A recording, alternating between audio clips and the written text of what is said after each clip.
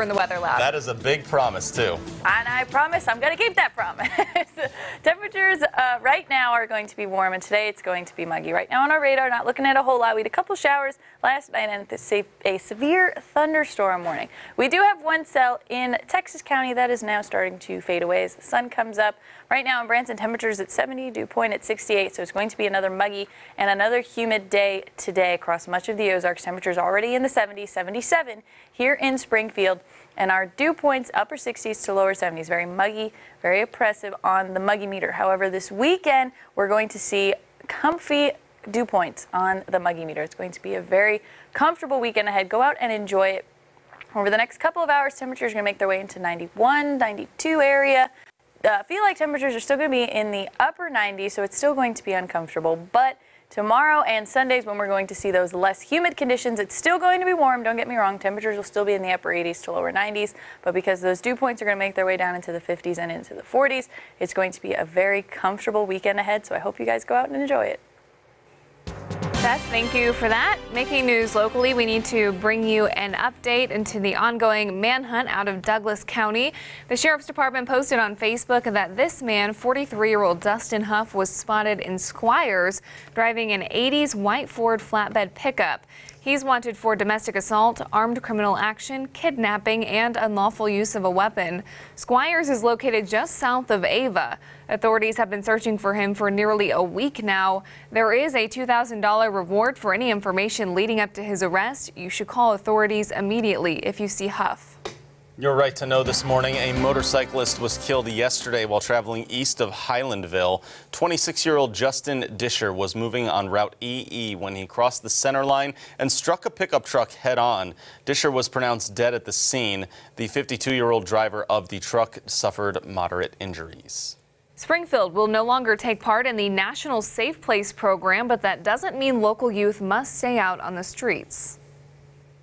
Alive and well and open to our clients in the community. Samantha Suddeth of Rare Breed explains that safe place signs located around town meant a troubled youth could enter the facility and call a number any time of day, any day of the year, which was connected to another crisis facility. In this case, in Springfield, it was always the Rare Breed, but with limited staff and hardly any calls, it was too much for the nonprofit to keep, so they dissolved the partnership. However, they want you to know you can still call. Things have not changed. Not having that sign doesn't mean we're not a safe place anymore. We are still a place where kids can come and be safe and get out of the elements and really work on becoming independent youth in our community. In news happening around the world now, the effort to free the 12 kids and coach from a cave in Thailand has suffered its first casualty. The Thai rescuer died last night from a lack of oxygen. The man was a 38-year-old former member of Thailand's Navy SEALs working as a volunteer. He actually passed out while placing oxygen tanks along a potential exit route underwater. The death underscores the dangers the rescuers are facing as they try to save those boys. It was quite challenging, obviously. There's zero visibility. It's a confined space. The players and their coach have been trapped there since June 23rd. Heavy rains flooded the caverns, blocking their exit. Crews have already pumped out more than 34 million gallons of water, but more rain is still on track for this weekend. In some news from around America, singer Chris Brown was arrested yesterday in West Palm Beach, Florida, while on a nationwide tour there. The 29-year-old was arrested on an outstanding warrant from last year. It's not known exactly what the warrant was for, but it did originate in Hillsborough County, which is in the Tampa area. Brown was booked and released after posting bail. He has a well-known history of run-ins with the law, including assault charges following an incident with his then-girlfriend Rihanna back in 2009. A train derailment caused backups in St. Clair County, Alabama early yesterday morning. 2 railroad crossings were blocked when 25 cars left the tracks. No one was hurt, but a powdery resin spilled from 2 of the shipping containers, and officials say it was not hazardous. As of yesterday afternoon, a majority of the train cars were removed from the scene. In some more local news this morning, the 4th of July may be over, but the season for fireworks is not quite yet. Fireworks sales in Springfield will continue until next Tuesday, July 10th, and people outside the city limits will likely be shooting them off until then or even after. It's important to remember to clean up debris out of your yard, but also think about who else's yard your trash might land in. 16-year-old Jacob Johnston of Springfield spent some time being a responsible neighbor after his fireworks celebration.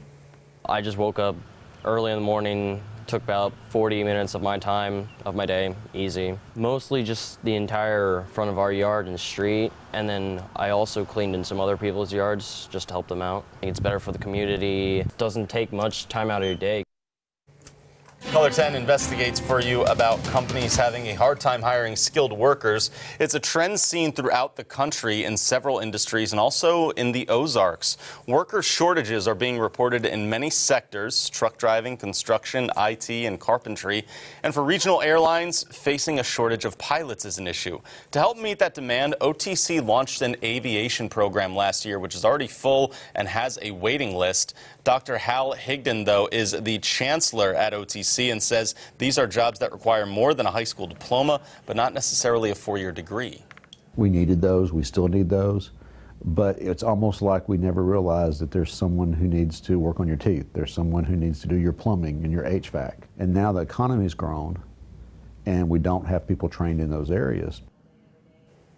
Dr. Higdon says a permanent fix will need some help from the legislature, and the state has to start funding community colleges as well as they do K through 12 schools. And though pilot numbers may be decreasing, airline options in the area are actually on the rise. The Northwest Arkansas Regional Airport has not added a new airline in nearly a decade, which has forced customers to go elsewhere for discounted options. That is, until now. We would love to have more airlines using this facility. Part of the problem is the consolidation in the industry. At one point we had 7 airlines here. We're down to basically 4. That was Director Kelly Johnson you just heard from, saying XNA may be adding cheaper flights with lower fares, such as Southwest Airlines. Over the last month, the airport has met with at least 8 other carriers not currently in the Northwest Arkansas market, like Alaska Airlines and Spirit. Right now, Allegiant, American, Delta, and United all offer flights in and out of the airport, but you'll have to wait for the rest a little bit longer at least, as negotiations are still in the works. Let's take a look now at what's coming up here after daybreak. I'm Anthony Mason. Coming up, long-lost sisters who unknowingly lived only feet apart. A remarkable story of one family's life-changing reunion. That's coming up on CBS This Morning. Interesting there. One trend real quick, though. We have a hurricane going on right now. Is this, Beth, our first one of the season? It is the first Atlantic hurricane Gotcha. Okay. of the season. We had Tropical Storm Alberto earlier in June, and now we have Hurricane Beryl. She was upgraded to a hurricane this morning.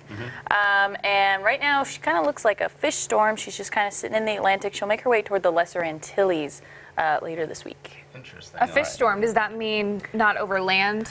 Yes. Okay. Yeah, a fish storm's basically the only people or things that it will affect are fish. Good knowledge drop, Lauren. I expect Beth to know that. I didn't know that at all. I didn't either. That's why I was curious. Yeah. Interesting. Very nice. And just the theme of today for us has been just less humidity, please, please. Right? Yes, today it'll still be muggy, but tomorrow and through Sunday we're going to have less humid conditions because dew points right now are in the upper 60s to lower 70s. Those will drop down into the 50s, which will be very comfortable outside. So it'll be a nice break for at least a couple days. From your AC, even, you said. Yeah, exactly. That's a little brave. I haven't decided yet if I'm going to venture to turn my AC off. You'll have to go with the windows and see how it goes and take it from there, right? Yeah, yes, exactly. But Beth, I'm sure you're right. Anything will feel better compared to this oppressive humidity we have. Absolutely. Certainly. All right, guys, thanks for waking up with us, ending your week with us. We hope you certainly had a great holiday week and have another good holiday weekend ahead. We'll see you back here with more news and weather in about 25 minutes.